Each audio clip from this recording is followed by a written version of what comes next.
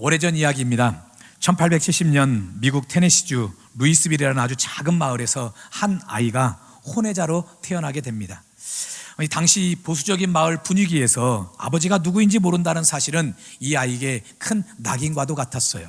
아니나 다를까요? 그러게 마을 사람들은 자신의 자녀들이 이 아버지도 알지 못하는 이 혼외자와 노는 것을 원치를 않았어요. 놀지 말라고 하고, 또 친구들도 아버지를 알지 못하는 그 아이에게 너 아버지가 누구니? 라고 늘 물어보면서 조롱하곤 했습니다. 이로 인해 소녀는 어린 시절부터 고개를 푹 숙이고 사람들을 피해 다니는 소심한 아이로 자랄 수밖에 없었지요. 그런 그가 12살이 되었을 때 마을교회에 새로운 목사님이 부임을 하게 됩니다.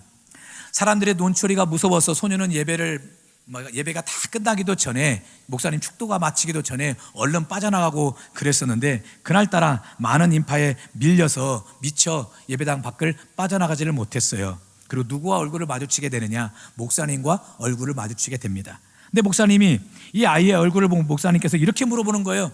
너 누구 아들이니? 라고 물어보는 거예요. 순간 주변이 조용해졌지요. 이 아이의 아버지가 누군지도 모르는 혼외자인데 너 아버지가 누구니라고 물어보니 이 아이도 당황스러웠고 주변 사람들도 당황스러웠지요. 그러나 이 아이의 얼굴을 유심히 보던 목사님께서 환하게 웃으며 이렇게 이야기를 합니다. 아, 내가 이제야 알겠구나. 너는 하나님의 아들이구나. 너의 얼굴에서 하나님의 형상의 모습이 보이는구나. 그리고 목사님은 소년의 어깨를 두드리며 너는 하나님의 아들이니 이제부터 그분의 아들답게 훌륭한 사람으로 잘 성장해다오. 여러분, 이 한마디의 격려가 이 소년의 인생을 180도 바꿉니다. 건강한 자아상을 가지고 열심히 공부했고 더 이상 고개를 숙이지 않습니다. 사람들이 물어봐요. 너 아버지가 누구냐라고 물어보면 이 소년은 그때부터 이렇게 말합니다. 나는 하나님의 아들입니다. 우리 아버지는 하나님이십니다. 이후 소년은요, 장성에서 변호사가 되었고 테네시주 하원 의원을 거쳐 1911년 제31대 테네시주 주지사로 당선이 되는데, 이 주지사로 당선되는 것뿐만 아니라 이분이 두 차례에 거쳐서 연임으로 귀한 사명을 감당하세요. 이분이 바로 벤 후퍼라는 사람입니다. 저분인데요, 인물도 좋지요. 여러분, 냉대와 멸시 속에서 자라며 사회적인 낙인 속에 살던 이 벤 후퍼가 어떻게 훌륭한 인생을 살 수 있었을까요?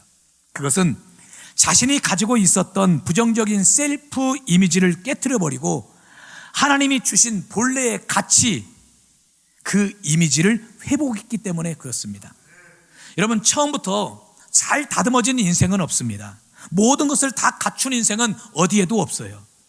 살다 보면 모나고 삐뚤어질 때도 있고, 또 살다 보면 모나고 삐뚤게 성장할 때도 있지요. 그러나 하나님을 만나서요, 하나님이 원래 우리에게 주셨던 본래의 그 자아상, 본래의 그 자아상을 회복하기만 하면 누구나 하나님 안에서 밝고 또 빛난 인생을 살 수 있는 줄 믿습니다. 자, 성경은 분명히 우리에게 이렇게 말씀하고 있어요. 자, 창세기 1장 27절 같이 읽어봅니다. 하나님이 자기 형상 곧 하나님의 형상대로 사람을 창조하시되 남자와 여자를 창조하시고. 여러분, 하나님이 우리를 어떻게 만드셨어요? 하나님의 형상대로 창조하셨대요. 여러분, 오늘 저와 여러분이 누구를 닮았느냐? 하나님을 닮은 죄로 하나님 우리를 만드셨어요. 오늘 여러분을 보면 누구의 모습이 보이느냐? 하나님의 모습이 보이는 거예요. 여러분, 그러니 우리의 존재 가치가 얼마나 소중하고 귀한 것입니까? 또한 오늘 본문에서는요, 그렇게 하나님의 형상대로 창조되었다는 이 말씀을 이렇게 표현하고 있어요. 자, 10절인데 같이 한번 읽어볼게요. 우리는 그가 만드신 바라 그리스도 예수 안에서 선한 일을 위하여 지으심을 받은 자니 이 일은 하나님이 전에 예비하사 우리로 그 가운데서 행하게 하려 하심이니라. 여러분, 여기서 만들었다라는 이 말이 헬라어로 포이에마라는 말입니다. 포이에마. 근데 이 포이에마라는 이 말에서 유명한 영어 단어가 나왔어요. 바로 포임, 시라는 말, 또 노래라는 말로 번역할 수 있는 포임이라는 이 단어가 포이에마라는 말에서 나오게 되었어요.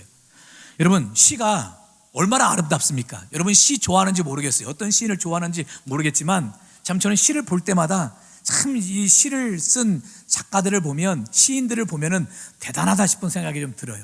이 짧은 문장 안에 그 여러 가지 많은 의미를 함축해서 담아놔요. 이 참 너무 아름답지요. 또 노래는 어떻습니까? 한가락의 노래를 통해서 많은 사람이 힐링을 받고 또 이제 위로를 받고, 요즘 TV를 틀어보십시오. 온통 무슨 프로그램밖에 안 나와요? 노래 프로그램밖에 안 나와요. 온통 노래가 그냥 모든 지상파들을 다 점령했다 할 정도로, 과언이 아니라 할 정도로 그렇게 노래 프로그램들이 많은데, 여러분 시가 아름답고 노래가 얼마나 사람들의 마음을 황홀하게 만드는지 몰라요. 그런데 하나님께서 우리를 그렇게 한편의 아름다운 시로, 한가락의 아름다운 노래로 하나님이 우리를 만드셨다는 거예요. 여러분 특히요 NLT라는 New Living Bible Translation이라는 영어 성경에서는 이 부분을 이렇게 번역하고 있어요. We are God's masterpiece. 무슨 말입니까? 우리는 하나님이 만드신 최고의 작품, 하나님이 만드신 최고의 걸작품이다라고 번역을 하고 있어요. 여러분 하나님이 우리를 그냥 만드신 것이 아니에요. 보통의 사람으로, 평범한 사람으로 만든 것이 아니라 하나님이 우리를 최고의 작품으로, 걸작품으로 만들었어요. 한편의 아름다운 시로, 한가락의 아름다운 노래로 하나님이 저와 여러분들을 만드셨다는 거예요. 그런데 문제는 뭐냐면 우리가 살면서 이것을 자꾸 망각하고 살아가는 거예요. 나는 하나님이 만드신 최고의 걸작품인데, 최고의 가치요, 최고의 작품인데, 자꾸 이런 사실을 우리가 망각하고, 나는 왜 이렇게 내 인생은 이렇게 불행한지, 나는 왜 이렇게 형편없는 사람인지, 왜 나는 이게 하는 일마다 되는 일도 하나도 없는지, 그러면서 낙심과 좌절 속에 살아갈 때가 참 많이 있거든요. 그러나 그런 여러분 보세요. 그런 사람에게 무슨 열정이 나고 무슨 에너지가 넘치겠습니까? 그런 사람의 마음속에, 부정적 셀프 이미지가 강한 그런 사람들의 마음속에 무슨 기쁨이 있고 행복이 넘치겠어요? 그러면 오늘 우리가 하나님의 형상대로, 하나님을 닮은 존재로, 한편의 아름다운 시와 노래로 최고의 걸작품으로 만들어졌던 사실을 분명히 알고 믿으시길 주님의 이름으로 축원합니다. 그래야 우리의 인생이 신바람이 나는 거예요. 여러분 안데르센 동화 중에 미운 오리 새끼, 다 잘 알고 계시는 내용이지요. 어느 여름날 어미 오리의 알들이 부화를 했는데, 그런데 다른 새끼들보다 훨씬 크고 못생긴 놈이 태어난 거예요. 다른 오리들과 동물들은 그를 이렇게 부릅니다. 미운 오리 새끼라고. 너무 못생겼거든요. 그리고 심지어 형제들조차도 이 아이가 너무 크고 못생겼으니까 그를 따돌리기 시작합니다. 가는 곳마다 외모가 다르다는 이유로 무시당해요. 그런 어느 봄날 미운 오리 새끼가 무엇을 보게 되느냐? 백조떼를 보게 되거든요. 야, 내가 죽어도 저 백조들한테 차라리 그냥 죽는 게 낫겠다 싶어가지고 그 백조떼 사이로 들어가는데, 아니 그 백조들이 왜 못생긴 놈이 우리한테 왔냐고 이렇게 쪼아 죽일 줄 알았더니 그렇지 않고 오히려 어떻게 하는 겁니까? 환영해 주는 거예요. 받아주는 거예요. 맞이해 주는 것이지요. 따뜻하게 맞이해 주면서, 그리고 그 미운 오리 새끼가 물속에 비친 자신의 모습을 보니까 자기가 뭐가 아니에요? 자기가 오리가 아니고 백조였던 거지요. 그리고 마침내 백조무리와 함께 하늘을 날며 행복하게 살아간다는 이야기 아닙니까? 여러분 미운 오리 새끼는요, 처음부터 미운 오리 새끼가 아니었어요. 뭐였습니까? 수많은 오리들이 부러워하는 백조였어요. 여러분 그러나 이런 사실을 알지 못하고 자신은 어느 곳에서 환영받지 못한 존재라고 생각하니까 인생이 고통스러웠고 불행했던 것이지요. 여러분 오늘 우리가 마치 미운 오리 새끼처럼 인생을 살고 있지는 않습니까? 하나님은 분명 우리를 하나님을 닮은 존재로, 하나님의 형상으로 만들었어요. 최고의 걸작품으로, 작품으로, 한편의 아름다운 시요, 노래로 하나님이 우리를 만드셨는데 우리 스스로가 자꾸 나를 미운 오리 새끼로 여기며 살아가는 거예요. 그러니 홀로 외롭고 고독하게 고통스럽게 살아가고 있지는 않습니까? 이런 우리가 반드시 회복해야 될 믿음이 있어요. 그것이 무엇이냐? 따라합시다. 본래의 자아상. 우리가 무엇을 회복해야 돼요? 본래의 자아상을 회복해야 돼요. 비록 내 겉보기에 내가 비록 미운 오리 새끼처럼 보일 수도 있어요. 여러분 보니까요, 저보다 키 큰 사람도 많고 이제 외적으로 나보다 잘생긴 사람도 훨씬 많더라고요. 나보다 실력 있고 대단한 사람들도 많더라고요. 좋은 배경 속에서 좋은 부모님을 배경으로 두고 살아가는 사람도 참 많이 있더라고요. 그런 사람에 비하면 나는 진짜 한 마리의 이 미운 오리 새끼처럼 보일 수 있겠지요. 그러나 여러분 하나님은 우리를 절대 그렇게 보질 않아요. 요즘 우리 아이들이요, 저희 자녀들이 저한테 그래요. 아빠 요즘 왜 이렇게 많이 늙었어요? 나한테 그러는 거예요. 네, 그래서 그래요. 아빠가 아파서 늙었다. 여러분 한 달 동안 아프다 보니까 살이 한 3-4kg 빠졌더라고요. 그래서 아프면 살이 빠지는구나 생각이 좀 들었는데, 요즘 왜 이렇게 많이 늙었냐고 이야기하는데, 여러분 우리 아이들은 나를 볼 때마다 왜 아빠 늙었냐고 이렇게 이야기할 수도 있지만, 그럼 하나님은 나를 어떻게 보시는 거예요? 나이가 들어서 점점 얼굴에 주름도 생기고 기미도 생기고 주근깨도 생기고 이 외적으로는 점점 뭐 어떻게 보면 더 이제 나이가 들어가는 모습처럼 보이지만, 그러나 하나님은 우리를 그럼에도 불구하고 최고의 작품으로 보시는 거예요. 한편의 아름다운 시요, 노래로 하나님이 우리를 바라보시는 거예요.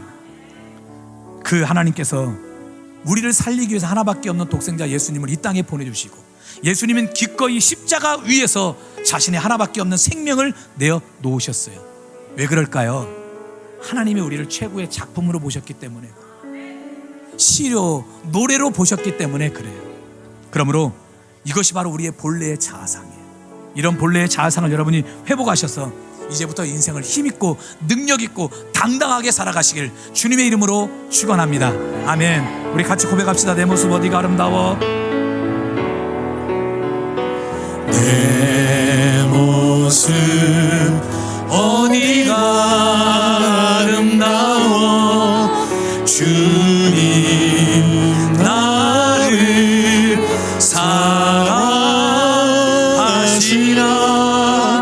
너무나 약하여, 너무나 부족하여, 너무나 눈물 많아 사랑하시죠.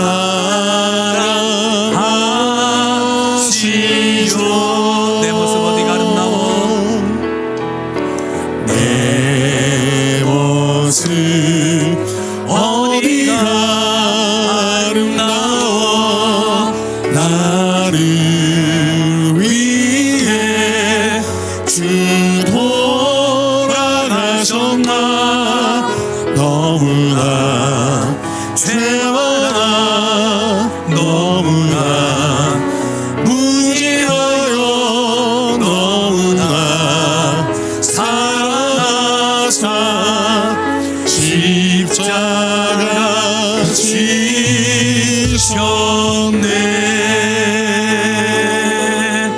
할렐루야. 자, 그럼 우리가 어떻게 살아야 걸작품처럼 살아갈 수 있을까요? 우리에게 어떤 믿음이 있어야 우리가 걸작품처럼 인생을 당당하고 힘있게 살아낼 수 있을까요? 오늘 본문에 보면 바울은 우리에게 세 가지를 잊지 말아야 될 것을 이야기하고 있어요. 자, 첫째, 하나님의 사랑이 얼마나 지극하고 풍성하고 큰지 우리가 그 하나님의 사랑을 알아야 돼요. 자, 1절부터 3절 말씀까지 같이 한번 읽어볼게요. 그는 허물과 죄로 죽었던 너희를 살리셨도다. 그때 너희는 그 가운데서 행하여 이 세상 풍조를 따르고 공중의 권세 잡은 자를 따랐으니 곧 지금 불순종의 아들들 가운데서 역사하는 영이라. 전에는 우리도 다 그 가운데서 우리 육체의 욕심을 따라 지내며 육체와 마음에 원하는 것을 하여 다른 이들과 같이 본질상 진노의 자녀이었더니. 여러분, 지금 이 말씀은 바울이 과거 우리가 어떤 상태에 놓여 있었는지를 설명하고 있는 말씀이에요. 자, 1절에 보니까 과거 우리는 어땠느냐? 허물과 죄로 죽었던 사람이라는 거예요. 과거 우리가 허물과 죄로 죽었던 우리들이 추구하며 살았던 것이 무엇이냐면 2절 말씀인데요. 첫째, 이 세상 풍조를 따랐다는 것입니다. 타락하고 부패한 세상의 풍조를 따르며 살았다는 거예요. 그리고 또 한 가지, 공중의 권세 잡은 자를 따랐다는 겁니다. 여러분, 공중의 권세 잡은 자 누구를 말하는 것이냐? 사단마귀를 말하는 거예요. 다른 말로 하면 사단이 이끄는 대로 우리가 살았다는 거예요. 여러분, 사단이 우리의 인생을 어떤 길로 인도합니까? 사단은요, 죄의 길로 인도하거든요. 하나님은 생명의 길로, 영생의 길로 우리를 인도하시지만 사단은 죄의 길로 인도해요. 여러분, 그렇게 사단이 인도하는 죄의 길로 갔다가는 결국은 어떻게 될까요? 이 멸망받을 수밖에 없지요. 과거 우리가 그렇게 사단마귀를 따랐다는 것이지요. 그래서 우리 인간을 어떻게 부르고 있느냐? 3절에 보니까 본질상 진노의 자녀였다라고 말합니다. 본질 자체가 하나님의 진노를 받을 수밖에 없는 존재였다는 거예요. 아니, 우리는 태어나기를 하나님의 진노, 하나님의 심판, 하나님의 심판을 받을 수밖에, 진노를 받을 수밖에 없는 존재로 태어나게 되었다는 거예요.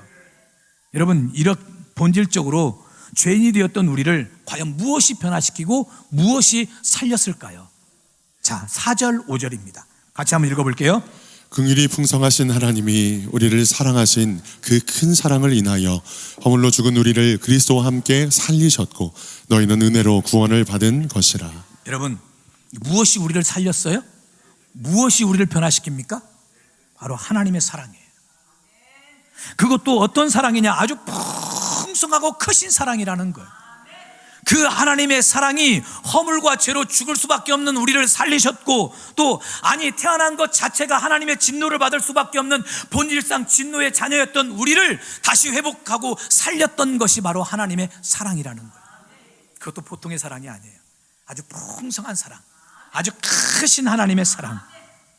여러분, 요한일서 4장 10절에서는요 그 하나님의 사랑을 이렇게 표현하고 있습니다. 자, 같이 한번 읽어볼게요. 사랑은 여기 있으니 우리가 하나님을 사랑한 것이 아니요 하나님이 우리를 사랑하사 우리 죄를 속하기 위하여 화목제물로 그 아들을 보내셨습니다. 우리가 먼저 하나님을 사랑한 것이 아니래요. 우리는 사랑조차도 제대로 알지 못하는 사람이었어요. 근데 이런 우리에게 하나님이 일방적으로 찾아오셔서 그 풍성하고 크신 하나님의 사랑을 우리에게 베풀어 주신 거예요. 그 하나님의 사랑 때문에 저와 여러분들이 구원을 얻게 되었던 것이고, 하나님께서 만드신 최고의 걸작품으로 우리가 재창조될 수 있었던 거예요. 바로 이런 하나님의 풍성하고 크신 사랑을 우리가 깨닫고 알고 있어야 우리가 인생을 힘있게 살 수 있어요. 걸작품답게 살아갈 수 있어요. 따라합시다. 내 안에 하나님 사랑이 있다. 옛날 어느 배우는 그러대요. 내 안에 너 있다고. 근데 우리 안에 뭐가 있어요? 하나님의 사랑이 있어요. 그것도 풍성하고 크신 하나님의 사랑이 있어요. 신약의 베드로를 보십시오. 그는 예수님의 수제자였지만 로마 군병들에게 예수님이 잡히시던 그날 밤에 예수님을 3번이나 모른다고 저주하며 맹세하며 부인하지 않습니까? 그 일이 얼마나 마음에 죄책감이 가득했는지 몰라요. 그리고 이런 베드로가 선택했던 것이 무엇입니까? 나 다시 갈릴리로 돌아가서 고기나 잡으련다. 근데 요한복음 21장에 보면은요, 베드로가 그렇게 죄책감을 가득 담은 그 마음을 가지고 이 고기를 잡는데 밤새도록 그물을 내려 고기를 잡지만 한 마리의 고기도 잡지 못했어요. 여러분, 쉽게 표현하면 뭡니까? 되는 일이 하나도 없어요. 마음은 죄책감으로 가득하지요. 또 그 마음 떨쳐내보겠다고 와서 열심히 일하고 노력해보지만 그 모든 일이 헛수고되고 있으니 되는 일이 그야말로 하나도 없는 인생이에요. 여러분, 이런 베드로에게 누가 찾아오십니까? 바로 부활하신 예수님이 찾아오세요. 오늘 예수님이 여러분의 삶에 찾아가는 역사가 있길 바랍니다. 우리 교회에 여러분의 삶 속에 부활의 예수님이 찾아오시는 역사가 있길 주의 이름으로 축원합니다. 그리고 모닥불가에서 우리 예수님께서 이렇게 물어보시는 거예요. 자, 요한복음 21장 15절 같이 읽어볼게요. 그들이 조반 먹은 후에 예수께서 시몬 베드로에게 이르시되 요한의 아들 시몬아, 내가 이 사람들보다 나를 더 사랑하느냐 하시니 이르되 주님 그러하나이다. 내가 주님을 사랑하는 줄 주님께서 아시나이다. 이르시되 내 어린 양을 먹이라 하시고. 여러분, 주님은 지금 베드로에게 찾아오셔서 왜 네가 나를 부인했느냐라고 물어보질 않습니다. 너 나한테 호언장담했잖아. 죽을지언정 절대 나를 부인하지 않겠다고. 그런데 그 장담이 무색하게 아니 어떻게 나를 모른다고 3번이나 저주하며 맹세하며 부인할 수 있니? 네가 그러고도 내 제자가 맞니? 라고 책망하지도 않아요. 오히려 주님께서 뭐라고 말씀하십니까? 요한의 아들 시몬아, 네가 나를 사랑하느냐? 여러분, 이 질문의 의미가 무엇인 줄 아세요? 베드로야, 나에겐 너의 과거가 하나도 중요하지 않다. 네가 나를 부인했든 부인하지 않았던 나는 그 과거가 나에게는 하나도 중요하지 않다. 그럼에도 불구하고 지금도 여전히 네가 나를 사랑하고 있느냐? 지금도 너의 마음속에 내가 조금이라도 자리 잡고 있느냐? 그래도 내가 조금이라도 너의 삶의 우선순위가 되고 있느냐? 나는 그것이면 된다는 거예요. 그렇게 주님은 실패한 베드로에게 찾아오셔서 당신의 한없는 용서의 사랑을 베풀어 주세요. 그리고 그 주님의 그 사랑의 깊고 넓고 높은 그 사랑을 깨달았던 베드로가 그 사랑 앞에 변화되고 녹아져서 회개하고 훗날 어떻게 쓰임받습니까? 하나님의 영광을 위해 얼마나 찬란하고 영롱하고 위대하게 쓰임받는지 몰라요. 그야말로 최고의 걸작품답게 쓰임받게 되었어요. 여러분, 우리 삶도 마찬가지예요. 우리가 아무리 하나님 앞에 많은 죄를 짓고 잘못했어도, 아니 우리 자신이 하나님 보시기에 너무 부끄러운 삶의 모습이 가득해도 주님은 여전히 우리를 찾아오세요. 그리고 당신의 그 크신 사랑으로 오늘 저와 여러분들을 품어주시는 거예요. 다 용납해 주시고, 다 받아주시고, 다 용서해 주시고, 다 이해해 주시고, 다 감싸 주시고, 이런 하나님의 사랑의 깊이와 높이와 넓이를 깨닫고 아는 자들이 인생을 당당하게 살아갈 수 있어요. 이런 하나님의 사랑을 깨달으시길 주님의 이름으로 축원합니다. 두 번째, 우리가 어떻게 살아야 걸작품답게 살 수 있느냐? 우리가 하나님의 은혜의 선물이 필요한 존재라는 사실을 알고 살아는 거예요. 이게 무슨 뜻인 줄 아십니까? 여러분, 우리 힘으로, 우리의 노력만으로, 다시 말해 우리 스스로의 힘만으로 우리는 절대 걸작품답게 살 수가 없어요. 하나님께서 우리에게 순간순간 은혜를 베풀어 주셔야, 할렐루야, 하나님이 순간순간 우리를 도와주셔야, 하나님이 순간순간 우리에게 힘을 주셔야 우리가 걸작품답게 살아갈 수 있는 거예요. 자, 5절 6절을 다시 한번 읽어볼게요. 허물로 죽은 우리를 그리스도와 함께 살리셨고 너희는 은혜로 구원을 받은 것이라. 또 함께 일으키사 그리스도 예수 안에서 함께 하늘에 앉히시니. 여러분, 5절 말씀해 보십시오. 너희는 은혜로 구원을 받았다라고 말하고 있지요. 그 은혜로 얻은 구원의 축복이 무엇인지를 5절 6절에서 세 가지를 말해요. 첫째, 살리셨다. 여러분, 우리가 예수님을 영접하는 순간, 예수님을 믿는 순간 하나님은요 우리 죽은 영을 다시 살려주십니다. 그리고 둘째는 함께 일으키셨다. 이거 부활을 말하거든요. 언젠가 예수님과 함께 우리 부활하게 되는 때가 있어요. 그리고 셋째, 뭐라고 말합니까? 함께 하늘에 앉히셨다. 천국의 영광을 누리게 되었다는 말씀이에요. 여러분, 생각해 보세요. 내가 예수님을 믿는 그 순간 내 영이 살고 주님과 함께 부활의 영광을 누리고 훗날 하나님의 나라에 들어가서 영원한 영광을 누리게 된다. 이것이 바로 구원의 내용이라는 것입니다. 그런데 이 구원이 어디에서 옵니까? 우리의 노력으로 구원이 우리에게 주어집니까? 우리의 힘으로, 우리가 가진 것으로 우리에게 구원이 주어지나요? 아니라는 거지요. 자, 8절 말씀이에요. 자, 8절을 같이 한번 읽어볼게요. 너희는 그 은혜에 의하여 믿음으로 말미암아 구원을 받았으니 이것은 너희에게서 난 것이 아니요 하나님의 선물이라. 우리가 구원받은 이유가 무엇 때문이래요? 하나님의 은혜 때문이래요. 할렐루야. 우리가 잘나고 똑똑해서 구원받은 것이 아니에요. 하나님이 베푸신 그 은혜 때문에 우리가 구원받은 백성이 되었어요. 그리고 그 구원받는 과정에서 오늘 우리에게 필요한 것은 믿음이라는 것입니다. 자, 그런데 이 모든 것을 한마디로 요약하면 무엇이라고 설명할 수 있느냐? 따라합시다. 선물. 선물이라고 말할 수 있다는 거예요.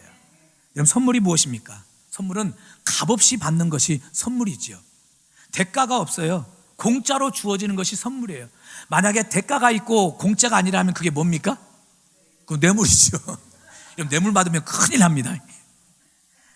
내 노력과 상관없이 그저 주어지는 것이 선물이에요. 결국 이 말씀을 한마디로 정의한다면 오늘 저와 여러분들은요 하나님의 은혜가 아니고서는 살 수 없는 사람이라는 겁니다. 즉 하나님께서 우리에게 순간순간 은혜를 베풀어 주셔야, 그 은혜의 선물을 베푸셔야 우리가 살 수 있는 존재라는 거예요. 우리가 이런 사실을 깨달아야 걸작품처럼 살 수 있어요. 하나님, 내게는 주님의 은혜가 필요합니다. 하나님의 은혜만이 내게 필요합니다. 내게 은혜를 베풀어 주십시오. 내게 하나님의 풍성하신 은혜를 베풀어 주십시오. 그런 자들이 인생을 힘있게 살 수 있는 거예요. 여러분, 사실 그렇지 않습니까? 여러분, 하나님의 은혜가 아니면 오늘 저와 여러분들 어떻게 살 수 있습니까? 여러분, 하나님의 은혜 아니도 여러분 살 수 있습니까? 그렇게 고백할 수 있습니까? 절대 그럴 수 없어요. 오늘 교회를 세우신 하영조 목사님께서 간암 수술만 7번 받으셨는데 이분이 두 번째 수술을 받을 때 아들이 그랬대요. 아빠, 수술 잘 받으세요. 근데 이 아들의 이 이야기를 듣고 목사님이 곰곰이 생각을 해봤더니 내가 수술을 잘 받고 싶다고 해서 수술이 잘 받아지는 것이 아니더라는 거지요. 누가 수술을 잘 해줘야 되는 거예요? 의사 선생님이 수술을 잘 해줘야 내가 수술을 잘 받는 것이지, 마취당해가지고 가만히 누워있는 내가 수술을 잘 받고 싶다고 해서 잘 받고, 수술을 못 받고 싶다고 해서 못 받아지고, 그것이 아니더라는 거지요. 내 살고 죽는 것이 누구의 손에 달려있는 거예요? 의사 선생님의 손에 달려있더라는 것이지요. 그래서 그 목사님이 그렇게 고백하셨어요. 인생은 수동태가 아니라 능동태이다. 저는 이 고백을 들으며 큰 깨달음을 얻었어요. 여러분, 우리는 흔히 은혜를 받았다, 복을 받았다라고 말합니다. 여러분, 이것은 다 수동태적 표현입니다. 그러나 그 수동태 뒤에는 반드시 뭐가 있느냐? 능동태가 있어요. 여러분, 내가 은혜를 받은 것이 아니라 하나님이 우리에게 은혜를 주시니까 내가 은혜를 받게 된 거예요. 여러분, 내가 도움을 받은 것이 아니라 하나님이 나를 도와주시니까 내가 도움을 받게 된 거예요. 내가 길을 찾은 것이 아니라요, 하나님이 우리의 인생의 길을 열어주시니까 내가 인생의 길을 걸을 수가 있게 된 것입니다. 내가 복을 받게 된 것은 하나님이 내게 복을 주시니까 복을 받게 된 것이지, 하나님이 아무것도 주시지 않으면 우리는 아무것도 받을 수 없는 존재인 거예요. 그래서 인생은 수동태인 것 같은데 뭐가 돼요? 능동태가 되는 것입니다. 여러분, 내가 내 인생 잘 살아보겠다고 애쓴다고 해서 잘 살아지던가요? 여러분, 그렇던가요? 하나님께서 우리를 붙드시고 우리를 인도하시고 우리에게 은혜를 베푸셔야 비로소 잘 살 수 있게 되는 거예요. 그래서 믿음의 사람은 현재 눈에 보이는 것만으로도 모든 것을 판단하지 않습니다. 모든 삶의 배후에서 일하고 계시는 하나님의 은혜의 손길을 바라보는 거예요. 그리고 그런 사람들 이렇게 고백해요. 따라합시다. 모든 것이 하나님의 은혜입니다. 숨을 쉬는 것도 하나님의 은혜예요. 내가 오늘 이렇게 앉아서 예배 드리는 것도 하나님의 은혜예요. 내가 오늘 살아있는 것도 하나님의 은혜예요. 그냥 모든 것이 하나님의 은혜라고 고백하는 거예요. 여러분, 우리나라 최초의 우주인이었던 이소연 씨를 기억하고 계신지 모르겠습니다. 2008년 4월 8일 러시아 우주인 2명과 함께 우주기지에서 9박 11일 동안 18가지 우주과학 실험을 마치고 이제 이분이 귀환하게 되는데요, 이분이 국가조찬기도회에서 간증을 했어요. 근데 저는 그 당시는 이 간증을 알지는 못했고, 지난주 한 2주 전인가요, 이분의 간증 내용을 알게 됐는데, 이분이 조찬기도회에서 했던 간증의 결론은 무엇이냐면 처음부터 끝까지 하는 이야기가 하나님의 은혜입니다라는 고백이었어요. 이분이 우주인에 선발된 것이 은혜였어요. 36,000대 1. 여러분, 36,000대 1의 경쟁률을 뚫고 우주인이 된 거예요. 근데 그 당시 우주를 나가는 사람도 이소연 씨가 아니라 남자였어요. 제가 이 실명을 거론하진 않겠지만 남자였는데, 원래 남자가 우주로 나가기로 했는데, 그리고 이소연 씨는 이제 기지에서, 지상에 있는 기지에서 서포터하는 그런 일을 감당하게끔 했었거든요. 그런데 남자분이 이 우주로 나가기 전에 며칠 전에 불미스러운 일이 벌어져요. 그 일로 인해서 우주로 나가는 것이 이소연 씨로 갑자기 변경이 되게 되었던 거예요. 그래서 이분이 그것이 하나님의 은혜라고 고백을 해요. 그리고 두 번째는 우주에 가봤더니요, 우리가 누리는 모든 것이 은혜래요. 여러분, 우주에서는 숨을 쉬는 것, 밥 먹는 것, 심지어 화장실 가는 것, 이 모든 것들에 실로 엄청난 돈들이 들어간대요. 숨 한 번 쉬는 것에도 돈이고, 화장실 가는 것도 다 돈이고. 근데 단돈 몇천 원, 몇만 원 이렇게 들어가는 것이 아니라 아주 큰, 상상 그 이상의 많은 돈들이 들어가게 된다는 거예요. 근데 지구에서는 어떻습니까? 여러분, 숨 쉰다고 오늘 돈 내셨습니까? 여러분, 지금 숨 몇 번이나 쉬셨습니까? 지금까지. 그거 제가 더도 말고 덜도 말고 딱 10원씩만 받을게요. 한 번 숨 쉴 때마다 10원씩만 받을게요. 네? 1원만 받아도 괜찮아요? 아, 네. 1원만 받아도 아마 저는 지금 엄청난 부자가 되어 있을 거예요. 근데 우리가 숨 쉰다고 돈 내지 않잖아요. 또 우리나라는 어떻습니까? 화장실 간다고 돈 냅니까? 뭐 외국에서는 그런 것도 있긴 하도 그러던데, 우리나라는 화장실 간다고 돈 내고 그러진 않잖아요. 여러분, 그러니 이 모든 것이 다 우리에게 은혜라는 거예요. 그리고 세 번째, 이분이 우주 일정을 마치고 지구로 귀환하는 길에 그만 대기권을 진입하는 과정에서 사고를 당합니다. 이게 비행기가 이제 그냥 몇 가지가 폭파하는 그런 일들이 벌어져요. 그리고 다 죽었다고 생각했는데 정말 기적같이 이 폭발 속에서도 살게 돼요. 물론 이제 조금 몸이 다치긴 하지만, 그렇지만 죽지 않고 살게 돼요. 근데 그것이 이분이 은혜라고 이야기를 해요. 그런데 내 인생에 이렇게 하나님의 은혜가 왜 이렇게 많이 임하게 되는 것인가? 하나님의 은혜가 어떻게 나에게 임하게 되었을까? 이소연 씨의 고백이 그렇습니다. 어머니의 기도 때문이래요. 여러분, 어머니가 매일 드린 기도 때문에 자신의 인생에 하나님의 은혜가 끊임없이 임하게 되었다는 것이죠. 여러분, 이분이 광주에 있는 성지교회를 어렸을 때부터 다녔거든요. 저도 알고 있는 교회입니다. 근데 아버지가 이길수 장로님이셨는데, 이 어머니하고 이 장로님하고 이 어머니, 아버지하고 어머니가 매일 새벽을 빠지지 않고 첫째는 나라와 민족을 위해 기도하고, 그리고 자녀들을 위해서 끊임없이 기도했다는 거예요. 그런 기도를 하나님께서 들으시고 자신의 인생에 끊임없이 그렇게 은혜를 베풀어 주셨다라고 고백하게 되었어요. 제가 이분의 간증을 보면서요, 거듭 깨닫게 된 사실이 있어요. 우리는 하나님의 은혜가 아니고서는 단 1분 1초도, 단 한순간도 살아갈 수 없는 존재라는 것. 언제나 하나님의 은혜가 쓰나미처럼 우리의 삶에 몰려들어야 그 은혜의 힘으로 세상을 힘있고 당당하게 살 수 있다는 거예요. 그러므로 여러분, 오늘 여러분이 진정으로 추구하고 사모해야 될 것이 무엇이냐? 하나님의 은혜인 줄 믿습니다. 여러분 기도하십시오. 주님의 은혜가 내게 언제나 머무르게 해주십시오. 하나님의 은혜가 내게 임하게 하여 주옵소서. 그리고 그 은혜를 사모하십시오. 갈망하십시오. 그 은혜의 힘으로 인생을 걸작품답게 살아가시길 주의 이름으로 축원합니다. 마지막 세 번째로 우리가 어떻게 살아야 걸작품답게 살아갈 수 있느냐? 우리가 사명을 위해 지으심을 받았다는 사실을 알아야 돼요. 자, 10절 말씀인데 같이 한번 읽어볼게요.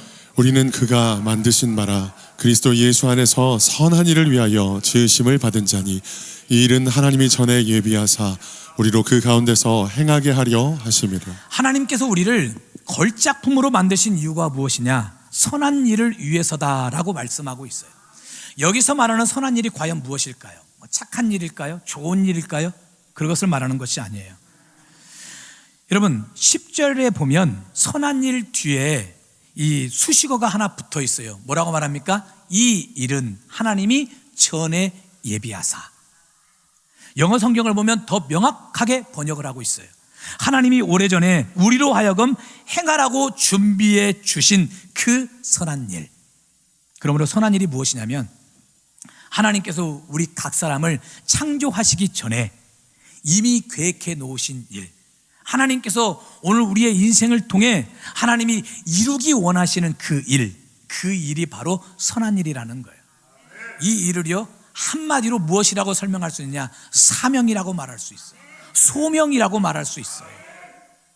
여러분 모세에게 있어서 선한 일이 무엇일까요? 모세의 사명, 모세의 소명이 무엇입니까? 그게 애굽의 왕이 되는 것이 하나님이 그에게 주신 소명이고 선한 일이었습니까? 아니요. 이스라엘 백성들을 출애굽시키는 것이 모세의 선한 일이에요. 여러분 다윗에게 선한 일은 무엇입니까? 다윗의 소명과 사명은 무엇입니까? 하나님이 그저 양 잘 치는 목동 되라고 하나님이 그를 이 땅에 보내셨습니까? 아니요. 이스라엘의 왕이 되어서 신정주의 나라를 이루라고 하나님이 다윗을 보내신 거예요. 그럼 에스더의 선한 일은 과연 무엇입니까? 그저 왕비가 되어서 궁중에서 편하게 살라고 하나님이 그를 왕비되게 만들어 놓으셨을까요? 아니요. 하만에게 죽을 수밖에 없는 자신의 민족들을 살려내라고 하나님이 에스더를 왕비로 세우신 거예요. 이것이 바로 선한 일이라는 거예요. 이 소명과 사명이 바로 선한 일이라는 거예요. 그리고 하나님은 그 소명과 사명을 오늘 저와 여러분들에게도 허락해 주셨어요. 우리가 그 사명을 감당하고 살아야, 그 소명대로 살아야 인생을 힘있고 능력 있게 살고 걸작품답게 살아갈 수 있어요. 요셉을 보십시오. 요셉의 인생은 결코 편안하지 않았습니다. 형들에게 미움받았지요. 노예로 팔려갔지요. 억울하게 옥에 갇혔었지요. 그럼에도 불구하고 그가 하나님이 주신 사명을 따라 살았기에 결국 애굽의 국무총리가 될 수 있었어요. 여러분 요셉은 권력을 얻어서 행복해하지 않았어요. 그에게 무슨 힘이 권세가 주어져서 행복해하지 않았습니다. 하나님께서 자신을 보내신 목적을 발견했기 때문에 요셉은 언제나 행복해했어요. 자, 그가 형들에게 이렇게 고백해요. 자, 창세기 45장 5절 같이 읽어볼게요. 당신들이 나를 이곳에 팔았다고 해서 근심하지 마소서, 한탄하지 마소서. 하나님이 생명을 구원하시려고 나를 당신들보다 먼저 보내셨나이다. 여러분 요셉은 자신의 인생 속에서 하나님의 목적을 알았어요. 자신의 사명을 발견했어요. 그래서 상처도 원망도 다 뛰어넘을 수 있었어요. 인간적으로 생각해 보십시오. 형들을 어떻게 용서할 수 있어요? 자기를 죽이려고 했고 노예로 팔아버렸던 그 형들을 어떻게 용서할 수 있어요? 그럼에도 불구하고 용서할 수 있었던 이유가 무엇 때문입니까? 소명 때문이었어요. 사명 때문이었어요. 하나님이 우리 형들을 통해서 나를 어디로 보내신 거예요? 저 애굽으로 보내셨구나. 사명 감당하라고, 소명을 잘 감당하라고 하나님이 우리 형들을 그렇게 사용하셨구나. 그러니 형들이 밉지 않았던 것이지요. 형들 또한 하나님의 소명에, 하나님의 사명에 쓰임받은 것에 불과한 일이니까. 여러분 우리의 삶도 마찬가지입니다. 세상은 우리에게 이렇게 말해요. 성공해라, 성공해라. 그러나 하나님은 오늘 우리들에게 이렇게 말씀하십니다. 따라합시다. 충성해라. 하나님은 뭐라고 말씀하세요? 충성하라는. 세상은 성공하라고 말하지만, 잘 나가라고 이야기하지만, 하나님은 내가 너에게 맡겨진 그 사명, 내가 너에게 맡긴 그 소명에 충성하라는 거예요. 제가 하나님 앞에 늘 드리는 기도 제목 가운데 한 가지가 있어요. 저를 위한 기도할 때, 하나님 저를 통해 하나님의 뜻이 이루어지게 해주십시오. 하나님의 소명이, 하나님의 사명이 저를 통해 온전히 이루어지게 해주십시오. 저도 어느 때는요, 제 소명과 뜻, 제 소명과 사명, 하나님의 뜻이 어디 있는지 때로는 좀 막막할 때 잘 모를 때도 있을 때도 있어요. 그러나 나는 모르지만 하나님은 다 알고 계시기에 나를 통한 하나님의 뜻이 이루어지게 해주십시오. 나를 통한 주님의 소명과 주님의 사명이 이루어지게 해주십시오. 그리고 내가 그 소명대로 살고 그 사명 따라 산다고 여겨질 때는 내 인생이 그렇게 보람있고 행복한 거 있지요. 여러분, 저는 목사된 것이 너무 행복해요. 목사된 것이 너무나 기뻐요. 내가 잘나서 된 것도 아니고, 내가 뛰어나서 된 것도 아니고, 내가 똑똑해서 된 것도 아니에요. 하나님이 내게 주신 소명 때문에, 사명 때문에 내가 목사가 되었어요. 그리고 지금도 이 강단에서 하나님 말씀을 전하고 있는 이 사실이 저에게는 얼마나 복이요 은혜요 축복인지 몰라요. 그래서 인생이 행복한 거예요. 신바람이 나는 거예요. 오늘 저 여러분 모두 하나님이 여러분에게 주신 소명을 깨달으시길 바랍니다. 사명을 발견하시길 바랍니다. 그리고 그 소명 따라 사명 따라 사십시오. 그런 여러분의 인생에 진정한 행복과 기쁨이 넘치고 여러분 인생 최고의 걸작품답게 당당하게 인생을 살아가시길 주님의 이름으로 축원합니다. 아멘.